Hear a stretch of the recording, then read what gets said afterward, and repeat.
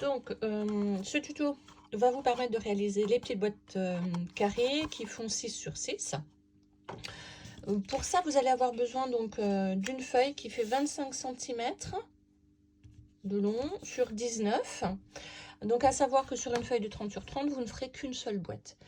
Enfin, pas tout à fait, puisqu'en fait, les chutes, une partie des chutes font 5,5. Du coup, moi, je fais un deuxième calendrier en général sur une base unie. C'est-à-dire que je fais des petites boîtes de papier uni et je colle ensuite des petites faces. Donc, avec des papiers décor. Donc, ça me permet de faire deux calendriers qui sont un petit peu différents. Après, dans un gain de temps, je préfère faire les boîtes directement dans le papier décor. Parce que ça fait un petit peu moins de manipulation. Donc, petite vigilance, quand vous avez un papier comme ça qui a un sens, il va falloir le travailler dans le sens de la longueur, comme ça, hein, en format paysage. Pourquoi? Parce que la partie qui se ferme sera du coup dans le bon sens. Hein. L'image, elle sera dans le bon sens, ce ne sera pas inversé comme ça. Voilà, donc on va travailler sur un format paysage. Alors, pour réaliser ces boîtes, vous allez devoir faire une pliure. Faites la pliure côté papier décor, pas côté uni, hein, pour une histoire de montagne et de vallée. Et là, je vous invite à regarder la vidéo qui concerne les astuces sur le papier. Vous allez faire plusieurs pliures. Donc, la première à 1 cm, la deuxième à 7 cm, hein, puisque j'ai un espace de 6 à chaque fois, 13 et 19. Une fois que vous avez fait ça, vous avez fait donc dans la longueur, vous allez simplement pivoter votre papier. Alors, vous pouvez le pivoter à droite ou à gauche, ça n'aura aucune importance. Et ici, vous allez refaire 1 cm, 7 cm et 13. Une fois que j'ai ça, je vais travailler sur l'arrière de mon papier et je vais commencer à découper. Donc là, vous allez voir, la découpe, elle est très facile à suivre. Donc, je vais prendre la découpe où j'ai donc mes 3 parties, 1, 2, 3, et je ne vais garder que celle du milieu, qui correspond à la petite languette de collage.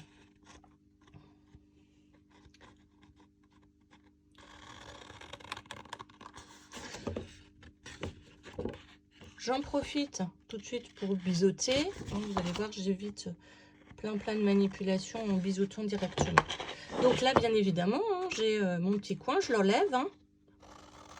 En fait, il doit me rester vraiment que la languette du milieu. Voilà. Sur la partie où j'ai une pliure à 1 cm, donc de ce côté-là, pas de celui-là. Je vais découper, donc en ayant la languette vers le bas, je vais découper toute cette partie-là au milieu, en fait, de mon carré. Alors, vous pouvez vous tracer un trait si vous voulez à 3 cm, ou le faire comme moi, un petit peu à l'aveugle. Ça n'a pas d'importance, ça ne se verra pas, même si vous n'êtes pas tout à fait droit. Donc, je découpe en laissant le dernier carré du haut entier.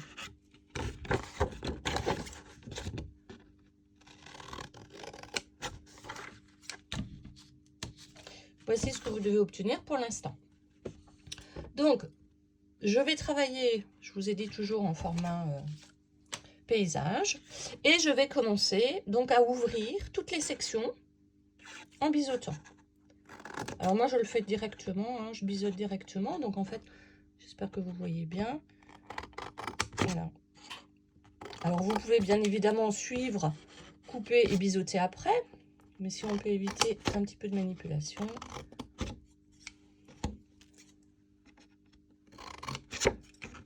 Voilà, donc je biseaute toutes les parties, donc là pareil, hop, et hop. Donc j'ai fait ce côté, je retourne mon travail et je fais exactement pareil de ce côté-là. Donc je biseaute toutes les verticales en laissant bien soin de ne pas couper la partie centrale. Cette partie-là.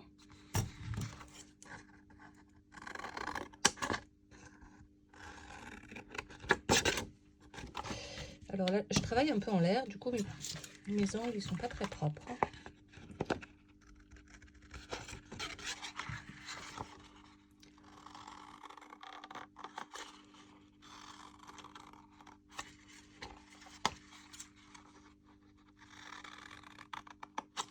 Voilà. voici ce que vous devez obtenir. À ce stade-là, je vais juste reprendre mes petits angles parce que ça va me déranger. Ça va pas être très propre. Hein.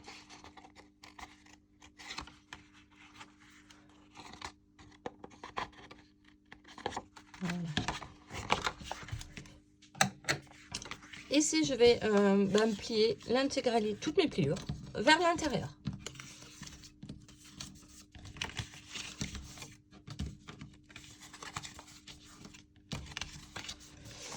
La dernière, c'est ma petite languette de collage. Et je vais donc mettre de la colle sur le côté imprimé, le côté décor.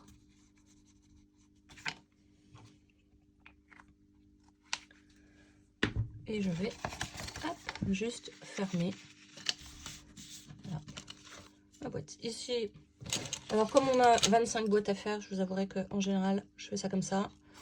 Voilà. Et puis, je laisse sécher et j'en fais 3-4. Comme ça a le temps de en fait, bien sécher. Donc celui-là, il n'est pas encore sec. Je vais encore le laisser. Je vais prendre ça. Voilà. Une fois que votre papier est sec, voici ce que vous obtenez. Donc, on va travailler. On va commencer à faire le collage. Vous allez voir, c'est très rapide.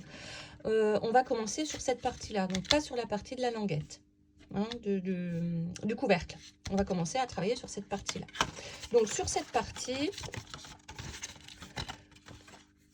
idéalement, c'est cette dernière languette que je vais coller pour rabattre. Alors, pourquoi?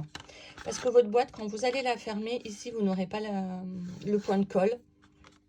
Donc, c'est cette dernière partie, côté opposé à la languette, que je vais coller en dernier. Mais voilà, après, si vous vous trompez, c'est pas bien grave, mais esthétiquement, c'est plus joli. Donc, je ferme une partie et puis je vais mettre de la colle sur les 3 autres. Et je m'embête pas pour l'instant à faire en sorte que ma boîte soit bien droite, bien carrée. Ça va se faire naturellement, vous allez voir. Hop. Donc, je pose de la colle. Hop. Et donc, la dernière partie, vous voyez, c'est vraiment pour avoir la pliure quand je vais voir ma boîte et ne pas avoir ce côté-là qui n'est pas esthétique. Donc, c'est pour ça qu'il faut penser à ce que la dernière languette que je colle soit celle opposée au couvercle. Une fois que j'ai fait ça, donc vous avez vu, je n'ai pas appuyé, j'ai rien fait, j'ai simplement essayé de faire adhérer en fait les quatre parties de ma boîte. Je vais la poser et c'est en la posant où je vais m'assurer que mes angles soient bien droits. Et pour ça, il suffit simplement de vérifier qu'il n'y ait pas d'espace, qu'il n'y ait pas de jour qui passe. Et ensuite, hop, voilà, je vais simplement appuyer. Et du coup, ma boîte est bien droite, bien carrée. Je colle, alors... Pour moi, esthétiquement, je préfère coller cette partie-là. Il y en a d'autres, vous verrez, sur des tutos qui la coupent. Moi, je trouve que c'est dommage parce que du coup, on voit un bout blanc. Et puis, ça permet de consolider un peu la boîte et de faire en sorte qu'elle reste bien droite et bien solide. Donc, voilà. Moi, je le colle. Et voilà. Votre boîte est terminée. Alors, autre petite astuce que vous pouvez faire, hein, bien évidemment. Vous allez pouvoir couper, si vous le souhaitez, l'angle, hein, pour faire une ouverture si vous préférez. Moi c'est ce que je vais faire sûrement prochainement, enfin sur cet album là. Je fais simplement une petite entaille avec une perforatrice ronde. Par contre, si vous faites ça, ça nécessite que vous mettiez un petit coup de tamponnage, de tampon, pour relever le côté papier blanc là, hein, pour pas que ça se voit et que ça fasse une jolie petite finition. Voilà pour les boîtes carrées. Et ben je vous retrouve tout de suite pour les autres.